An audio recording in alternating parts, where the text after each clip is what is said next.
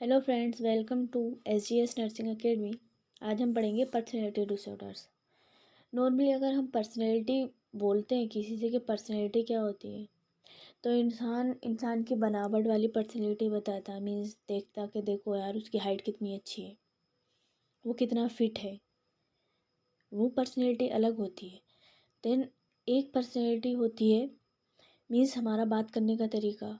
हम किस सिचुएशन में अपना आपको, अगर कोई ऐसी सिचुएशन है, परेशानी वाली सिचुएशन, तो उसमें कैसे एडजस्ट कर रहे हैं, लोगों से कैसे बातचीत कर रहे हैं, वो होती है हमारी पर्सनैलिटी। अब पर्सनैलिटी से रिलेटेड कुछ डिसऑर्डर भी होते हैं। जैसे कुछ पर्सन ऐसे होते हैं जो बहुत ज़्यादा गुस्सा करते हैं। अगर हमेशा गलत भी होते हैं खुद, तो वो अपने आप को सही साबित करने की कोशिश करते हैं। और अगर वो सही साबित नहीं हो पाते हैं तो या तो खुद को हार्म पहुंचाएंगे या ड्रामा करना स्टार्ट कर देते हैं। तो ऐसे पर्सन को नॉर्मली अगर हमें नहीं पता होता तो हम ऐसे पर्सन को आइडेंटिफाई नहीं कर पाते कि इसको क्या दिक्कत हो रही है, और रियल में उस पर्सन को पर्सनैलिटी डिसऑर्डर हो रखा होता है। तो उसी के बारे में आज हम पढ़ेंगे।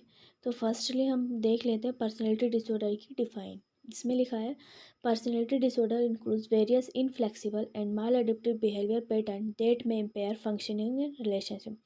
पर्सनैलिटी डिसऑर्डर क्या है? इसमें जिस पर्सन को ये पर्सनैलिटी डिसऑर्डर होगा उसका माल अडेप्टिव बिहेवियर होगा। मीन्स ऐसा बिहेवियर होगा कि वो जो इन्वायरमेंट है, सराउंडिंग इन्वायरमेंट है, जो लोग हैं, रिलेशनशिप है, रिश्तेदार हैं, उनमें क्या है, वो अच्छे से एडजस्ट नहीं कर पाएगा, इनफ्लेक्सिबल होगा। ठीक है। मीन्स वो कभी भी अपनी एक बात पर नहीं टिकेगा। हो सकता है वो अभी कुछ और बोले, बाद में कुछ और बोल सकता है। देन उसके बाद उसकी जो फंक्शनिंग और रिलेशनशिप है उसमें भी इम्पेयरमेंट आ जाती है। मीन्स रिश्तेदारों में, रिश्तेदार जो होते हैं उनसे हो सकता है उसमें इम्पेयरमेंट आ जाए, उनकी रिलेशनशिप में, दोस्तों से दिक्कत हो जाए। तो ये सारे किस में आते हैं? हमारी पर्सनैलिटी डिसऑर्डर में। नेक्स्ट है इसमें हमारा types of personality disorder. Personality disorder के बहुत सारे टाइप्स होते हैं। पहला है paranoid personality disorder. Paranoid personality disorder में it is characterized by the suspiciousness, argumentative and mistrust. ऐसे पर्सन जो बहुत ज़्यादा शक्की होते हैं, दूसरों से आर्ग्यू करते हैं बिना वजह की बातों पर, और किसी पर भरोसा नहीं करते, उन पर्सन में कौन सा डिसऑर्डर होता है पर्सनैलिटी का? उन पर्सन में पैरानोइड पर्सनैलिटी डिसऑर्डर होता है। देन नेक्स्ट इसमें person are tense and irritable. और जो पर्सन को पैरानोइड पर्सनैलिटी डिसऑर्डर होगा वो हमें टेंशन में दिखेगा और इरिटेट दिखेगा। जैसे कोई पर्सन है, अगर ऑफिस में जॉब करता है, और ऑफिस में जॉब करने के बाद, अगर उसने ऑफिस में जॉब करने के बाद, मीन्स जो उसके पीए है, मीन्स जो हेड हैं, जो उसके बॉस हैं, बॉस की जो पीए है, पर्सनल असिस्टेंट है, तो वो सोचेगा कि ये जो पर्सनल असिस्टेंट है वो हमेशा मेरी शिकायत बॉस से करती है। वो हमेशा उस पर क्या करेगा? पर्सन शक करेगा कि यही है जो मेरी शिकायत किसको पहुंचा रही है? बॉस को पहुंचा रही है। और वो पर्सनल असिस्टेंट उसको कितनी भी सफाइयाँ दे देगी कि मैंने ऐसा नहीं किया है, मैं आपकी कोई शिकायत नहीं करती हूँ बॉस से, तो फिर भी उस पर्सन को उस पर यकीन नहीं होगा और उससे लगातार वो आर्ग्यूमेंट करेगा, वो भी बिना वजह की बातों पे।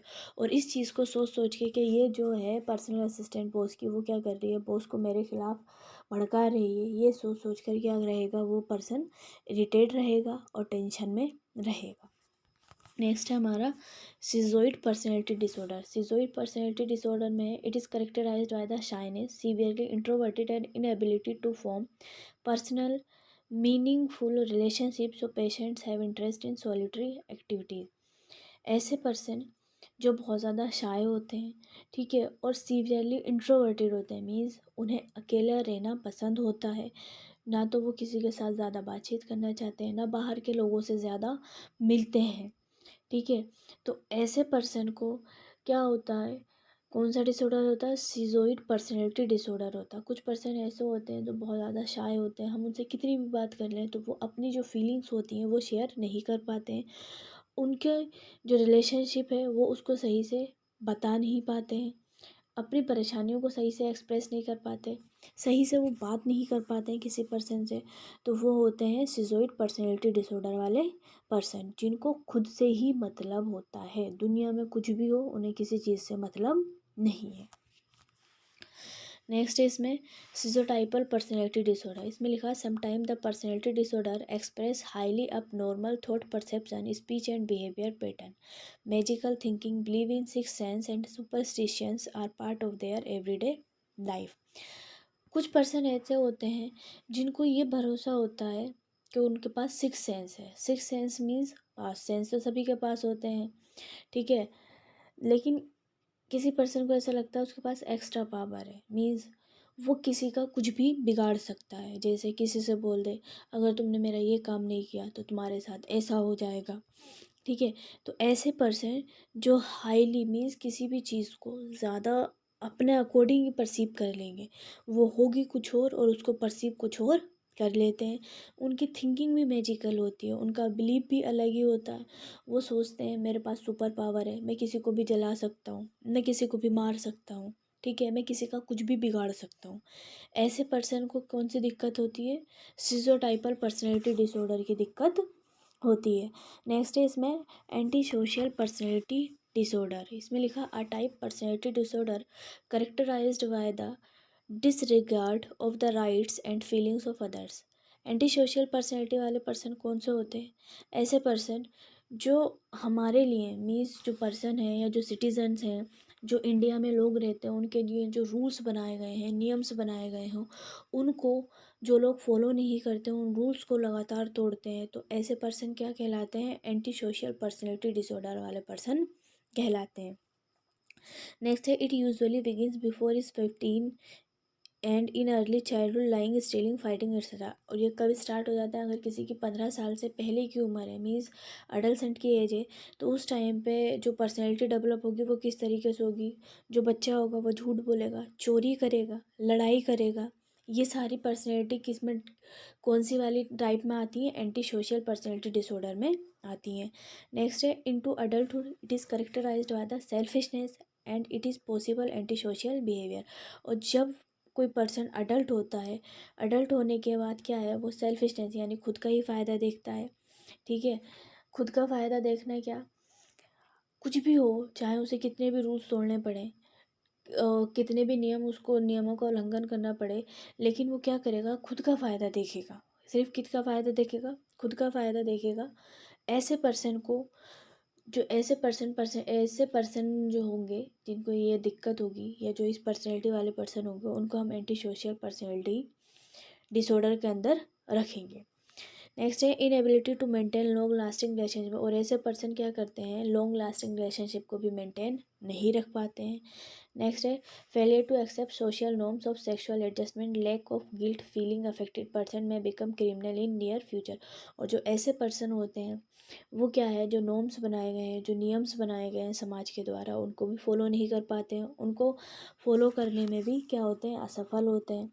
सेक्सुअल एडजस्टमेंट नहीं कर पाते हैं ऐसे पर्सन, और इन फ्यूचर वो क्या है? क्रिमिनल बन सकते हैं, मीन्स किसी को हार्म पहुंचा सकते हैं, किसी पर्सन की जान को भी हार्म पहुंचा सकते हैं। तो ऐसी पर्सनैलिटी वाले इंसान को हम क्या बोलेंगे? एंटी सोशल पर्सनैलिटी डिसऑर्डर वाला पेशेंट हम उसको कहेंगे। नेक्स्ट है borderline personality disorder. It is most common personality disorder, it is more common in females than male. Borderline personality disorder क्या है? ये मोस्ट कॉमन पर्सनैलिटी डिसऑर्डर है और ये फीमेल्स में ज़्यादा पाया जाता है मेल्स के according. It is characterized by the outburst of anger and instability in IPR mood attitude and self image. जिसको बॉर्डर लाइन पर्सनैलिटी डिसऑर्डर होगा उस पर्सन में क्या देखने मिलेगा? उसको गुस्सा बहुत आएगा, ठीक है। देन वो क्या है? किसी से भी अच्छा आईपीआर मेंटेन नहीं कर पाएगा। देन उसका जो मूड होगा और जो एटीट्यूड और सेल्फ इमेज, उसमें भी सारे चेंजेस आएंगे। उसका एटीट्यूड भी अलग होगा, देन उसका मूड भी चेंज होता रहेगा। कि कोई भी सिचुएशन हो, अगर खुशी की भी सिचुएशन है तब भी उसका मूड कैसा होगा? गुस्से वाला होगा। अगर सैड सिचुएशन है तो उसका मूड खुशी वाला होगा। तो ऐसे पर्सन में अगर ये दिक्कत है किसी पर्सन को, ठीक है, तो उस पर्सन को कौन सा डिसऑर्डर है? बॉर्डर लाइन पर्सनैलिटी डिसऑर्डर है। और ये डिसऑर्डर फीमेल्स में ज़्यादा देखने मिलता है मेल्स के अकॉर्डिंग। नेक्स्ट है हमारा हिस्ट्रोनिक पर्सनैलिटी डिसऑर्डर। इसमें it is characterized by the overly dramatic colourful and extroverted behaviour in excitable manner, it is more common in female. ये वाला जो डिसऑर्डर है पर्सनैलिटी डिसऑर्डर, ये भी फीमेल्स में ज़्यादा पाया जाता है। इसमें क्या होता है, जो फीमेल्स होती हैं वो ज़्यादा क्या करती हैं, ड्रामे वाली एक्टिविटी करती हैं, और वो इस तरीके से बिहेव करती हैं कि सामने वाला क्या करे, उसको अटेंशन दे, सामने वाला पर्सन क्या प्रोवाइड करे, अटेंशन। एक्सट्रोवर्टेड बिहेवियर होगा, ठीक है, इंट्रोवर्टेड बिहेवियर नहीं होगा, एक्सट्रोवर्टेड यानी वो अपना बर्ताव जो है या अपना बिहेवियर जो है सामने वाले पर्सन को दिखाएगी, ठीक है। नेक्स्ट, ये किस में पाया जाता है, ज़्यादा फीमेल्स में पाया जाता है। अगर छोटी सी भी दिक्कत फीमेल्स को होगी, फॉर एग्ज़ाम्पल कोई नॉर्मल फीमेल है, अगर उसके थोड़ा सा हाथ कट गया खाना बनाते टाइम या सब्जी काटते टाइम, क्या हुआ, उसका थोड़ा सा हाथ कट गया या हाथ जल गया, तो वो नॉर्मल फीमेल होगी जिसको ये डिसऑर्डर नहीं होगा, तो वो नॉर्मली बिहेव करेगी, ठीक है, ट्यूब वगैरह लगा लेगी, ऑइंटमेंट, और ठीक उसको अच्छा फील होगा। लेकिन जो हिस्ट्रोनिक पर्सनैलिटी डिसऑर्डर वाली फीमेल्स होगी, अगर उसके थोड़ा सा भी कट लग गया तो बहुत ज़्यादा चीखेगी, चिल्लाएगी, रोएगी, बेहोश होने की नौटंकी करेगी। तो ये सारे किस में आते हैं, हिस्ट्रोनिक पर्सनैलिटी डिसऑर्डर में आता है। नेक्स्ट है नार्सिस्टिक पर्सनैलिटी डिसऑर्डर। इसमें लिखा है, it is characterized by an increase sense of self importance. इसमें पर्सन को क्या दिक्कत होती है, इसमें जो पर्सन होता है जिसको ये डिसऑर्डर होता है, वो अपना आप को बहुत ज़्यादा महान समझता है। महान मतलब वो समझेगा कि मैं जो है इस दुनिया का कुछ भी कर सकता हूँ। वो बोलेगा कि मैं क्या हूँ, मिनिस्टर हूँ अपने यहाँ का। ऐसे पर्सन जिनको नार्सिसिस्टिक पर्सनैलिटी डिसऑर्डर होता है उनमें ग्रैंडियोसिटी देखी जाती है। मीन्स वो बोलेगा कि मैं आपको खड़े खड़े जला दूंगा, ठीक है, मैं यहाँ का मंत्री हूँ, मैं पूरे देश का प्रधानमंत्री हूँ। ऐसे पर्सनैलिटी वाले पर्सन को हम बोलते हैं narcissistic personality disorder. Next, and client is preoccupied with fantasies and unlimited success and has constant need for attention and admiration. ऐसा पर्सन जिसको ये डिसऑर्डर होगा वो क्या करेगा, अपनी ही दुनिया में रहेगा। उसकी जो सक्सेस होगी वो अनलिमिटेड होगी, वो अपने ही आप को इतना सक्सेस बता देगा, जबकि वो रियल में कुछ नहीं होगा, लेकिन अपना आपको इतना सक्सेसफुल बता देगा जितना वो है नहीं। उसको हमेशा क्या रहेगी, दूसरे अटेंशन दे, ठीक है, हमेशा अटेंशन की नीड रहेगी। नेक्स्ट है, this client over estimate the ability of self and under estimate other ability. और ऐसे पर्सन जो होंगे, ठीक है, वो क्या करेंगे, अपनी खुद की पर्सनैलिटी को तो बहुत ज़्यादा ऊपर समझेंगे, और अदर पर्सन की जो एबिलिटी है, सामर्थ्य है, उसको बिल्कुल बेकार समझेंगे। खुद को समझेंगे कि वो कुछ भी कर सकते हैं, लेकिन अदर पर्सन को समझेंगे कि वो सामने वाला इंसान उनका कुछ नहीं बिगाड़ सकता है। वो किस में आता है, हमारे नार्सिसिस्टिक पर्सनैलिटी डिसऑर्डर में आते हैं, ठीक है। हमें डेली लाइफ में भी बहुत सारे लोग ऐसे मिलते हैं जो हकीकत में तो कुछ नहीं होते, लेकिन वो अपना आप को शो ऐसे करते हैं जैसे वो बहुत ज़्यादा महान है। तो वो क्या होता है, नॉर्मल बिहेवियर होता है। लेकिन किसी किसी पर्सन में ये जो बिहेवियर है लिमिट से ज़्यादा क्रॉस हो जाता है, तो उसको जो डिसऑर्डर कोज होगा वो होगा नार्सिसिस्टिक पर्सनैलिटी डिसऑर्डर। नेक्स्ट है इसमें avoidant personality disorder. Avoidant personality disorder में है, they are extremely shy and sensitive to rejection, so because of this they lead a very socially withdrawn life. ऐसे पर्सन जो क्या है, एक्सट्रीमली शाई होते हैं, ठीक है। अगर वो क्या है, उन्हें डर होता है कि कोई उन्हें रिजेक्ट नहीं करते, ठीक है, इसी वजह से वो समाज जो है या समाज के लोग या दोस्त रिलेटिव्स, ठीक है, इन सब से क्या रहते हैं, दूर रहते हैं। They are hypersensitive to reactive opinion of others and have feelings of inadequacy, inferiority complex। और ऐसे पर्सन क्या होते हैं, हाइपर सेंसिटिव होते हैं। मीन्स उन्हें डर लगता है कि कोई पर्सन क्या है, उन्हें कुछ बोल नहीं दे। कोई पर्सन उन्हें ये नहीं बोल दे कि तेरी हाइट कैसी है, कोई ये नहीं बोल दे तेरा वजन कैसा है, कोई ये नहीं बोल दे कि यार तेरा कलर कैसा। तो ऐसे पर्सन क्या होते हैं, उन्हें बहुत ज़्यादा हाइपर सेंसिटिव रहते हैं। मीन्स फियर रहता है कि कोई इंसान उनकी बेइज्जती नहीं करते। उनके अंदर इन्फीरियरिटी कॉम्प्लेक्स होता है। कैसे पर्सन के अंदर, जिनको अवॉइडेंट पर्सनैलिटी डिसऑर्डर होता है। नेक्स्ट है हमारा dependent personality disorder. Dependent personality disorder में है, the individual lack in autonomy, self confidence and ability to function independently. Dependent personality disorder, कुछ पर्सन ऐसे होते हैं जो अपने सारे काम किसी अदर पर्सन पे डाल देते हैं, ठीक है। वो खुद का कॉन्फिडेंस उनका कुछ नहीं होता, खुद की एबिलिटी कुछ नहीं होती, किसी अदर पर्सन पे क्या हो जाते हैं, वो पूरे तरीके से डिपेंड हो जाते हैं। नॉर्मली हम भी डिपेंड होते हैं। जैसे अगर हम छोटे होते हैं तो मदर पे डिपेंड होते हैं, मम्मी खाना देती हैं, टिफ़िन पैक करके देती हैं, कॉलेज जाते हैं तो हस्बैंड जो होते हैं वो वाइफ़ पे डिपेंड होते हैं कि वाइफ़ क्या करेगी, लंच बना कर देगी, उनका खाना के कपड़े प्रेस वगैरह ये सारे काम करने के लिए हस्बैंड अपनी वाइफ़ पे डिपेंड होते हैं। तो ये वाला डिपेंड होना अलग होता है, ये नॉर्मल पर्सनैलिटी है। एक डिपेंड होना ये होता है कि आप अपनी लाइफ के जो आपके पर्सनल काम हैं, फॉर एग्ज़ाम्पल जैसे आपको ब्रश करना है अपने टीथ पे, तो ब्रश भी आप सोचो कि दूसरा पर्सन आपके दांतों में ब्रश कर दे, ठीक है, आपके बाल बांध दे। ये सब किस में आता है? आपका डिपेंडेंट पर्सनैलिटी डिसऑर्डर में। यहाँ तक कि आपका होमवर्क सारा वो करे, आपका एग्ज़ाम पेपर भी वही लिख दे, यहाँ तक आपका खाना भी सामने वाला बंदा ही खा ले, मीन्स दूसरे पे ही डिपेंड हो जाना, वो सब किस में आएगा? आपका डिपेंडेंट पर्सनैलिटी डिसऑर्डर में आएगा। नेक्स्ट है percent passively allow others to take make decision and assume responsibility in to important areas of life. और ऐसे पर्सन क्या होते हैं, वो ये सोचते हैं कि जो सामने वाला पर्सन है, ठीक है, मतलब किसी अदर पर्सन पे वो डिपेंड होते हैं, तो अदर पर्सन को ही बोल देते हैं कि वो उसकी लाइफ के सारे डिसीज़न ले। शादी का डिसीज़न सामने वाले पर्सन पे छोड़ देते हैं कि आप डिसीज़न ले लीजिए, मैं शादी कर लूँगा। तो ये क्या होती है, ये कोई नॉर्मल बात नहीं होती है, ये एक डिसऑर्डर होता है। और डिसऑर्डर किसका होता है? हमारी पर्सनैलिटी का। और उस डिसऑर्डर का नाम होता है डिपेंडेंट पर्सनैलिटी डिसऑर्डर। नेक्स्ट है हमारा ऑब्सेसिव कंपल्सिव डिसऑर्डर।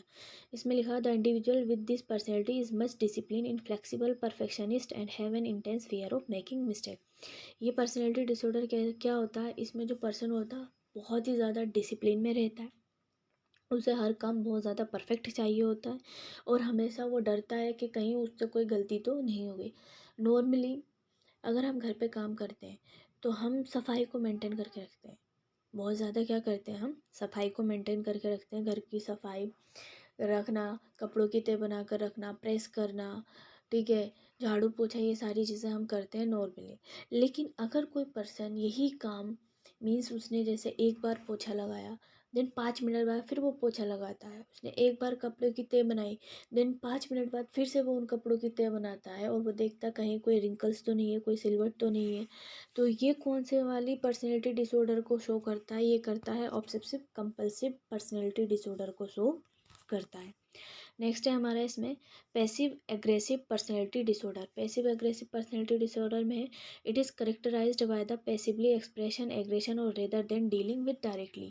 ऐसे पर्सन जो अपनी बातें जो हैं किसी अदर पर्सन से डायरेक्ट नहीं बोल के इनडायरेक्टली अपने इमोशंस एक्सप्रेस करते हैं, उनको बोलते हैं पैसिव एग्रेसिव पर्सनैलिटी डिसऑर्डर वाले पर्सन।